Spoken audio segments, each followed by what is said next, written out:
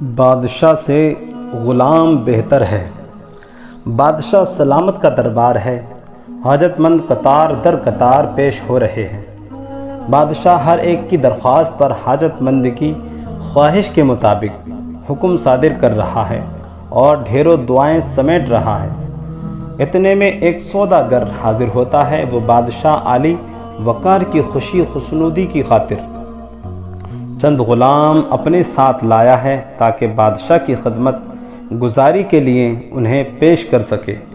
وہ بادشاہ سے درخواست پذیر ہوتا ہے۔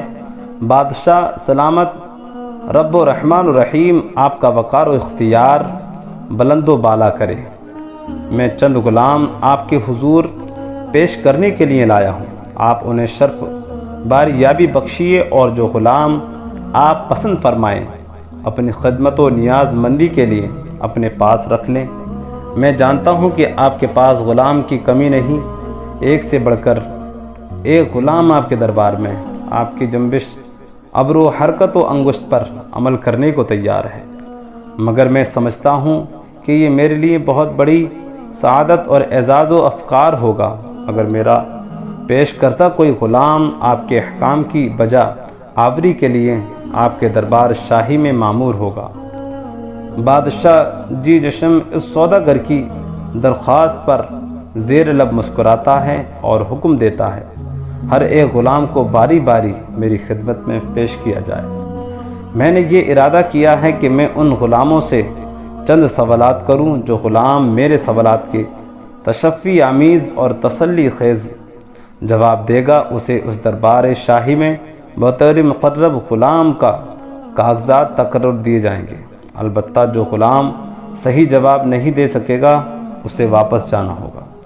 بادشاہ سلامت کے حکم کی تعمیل میں سوداگر باری باری ہر ایک غلام کو بادشاہ کی خدمت میں پیش کرتا اور وہ ہر غلام کے بیان کرتا اور ان کی تعریف و توصیف میں رطب اللسان ہوتا، ان کی انفرادیت بتاتا ہے، مگر بادشاہ کے سوالات کے تسلی بخش جوابات کوئی بھی غلام نہیں دے پاتا۔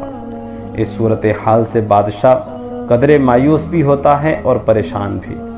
وہ سوداگر سے کہتا ہے، تم نے اپنے غلاموں کی خوبیاں بڑے نمایاں طور پر بیان کی، ہم نے بھی ہر غلام کو جانچا مگر کوئی غلام بھی ہمیں متاثر نہیں کر سکا۔ کیا ان غلاموں کے علاوہ کوئی اور غلام تمہارے پاس نہیں ہے؟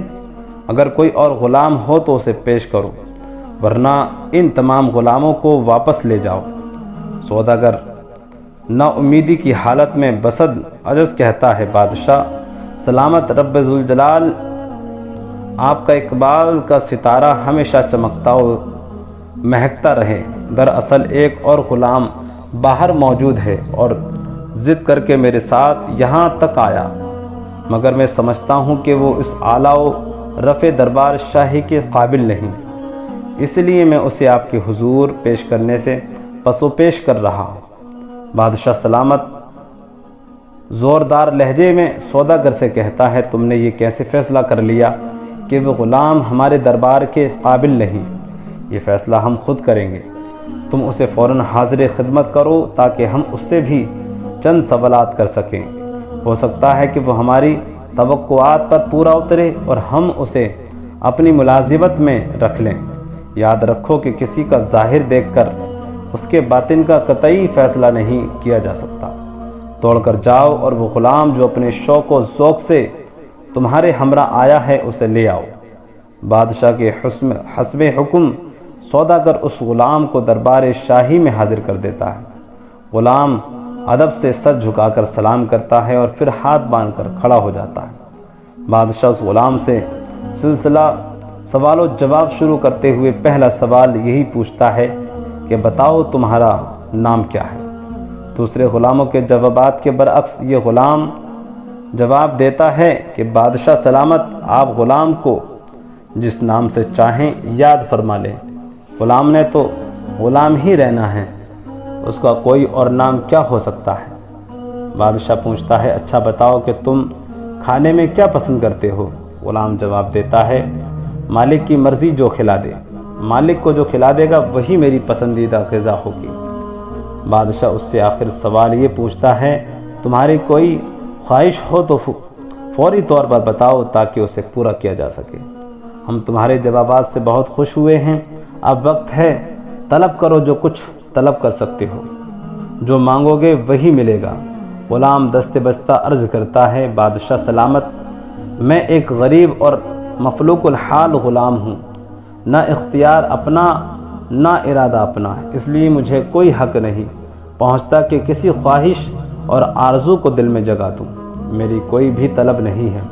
غلام کے ان جوابات پر بادشاہ سلامت ایک نعرہ تکبیر بلند کرتا ہے اور بے ہوش ہو جاتا ہے۔ تمام درباری اکٹھے ہو جاتے ہیں، افراتفری کا سماں پیدا ہو جاتا ہے۔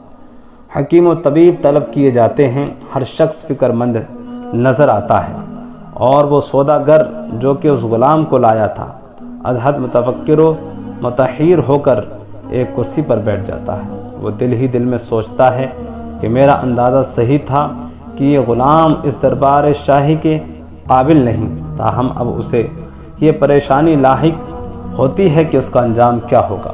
تھوڑی دیر بعد بادشاہ ہوش میں آتا ہے اور آنکھیں کھولتا ہے تو تمام اہل دربار کی جان میں جان آتی ہے، مگر بادشاہ سلامت پہلی نظر جس شخص پر ڈالتا ہے وہ وہی غلام ہی ہے۔ بادشاہ دیکھتا ہے کہ غلام اسی طرح ہاتھ باندھے کھڑا ہے، اس کے چہرے پر نہ کوئی پریشانی ہے اور نہ ہی کوئی حیرانی۔ اب بادشاہ تھوڑے توقف کے بعد لب کشا ہوتا ہے اور خود کلامی کرتے ہوئے قابل سماعت آواز میں کہتا ہے، اے ابراہیم ادھم، افسوس ہے تجھ پر اور صد افسوس ہے تجھ پر، بلکہ 100,000 افسوس ہے تجھ پر۔ تو بھی اپنے رب کی غلامی کا دعویٰ کرتا ہے، لیکن تیرا مقام اس غلام سے بھی کمتر ہے۔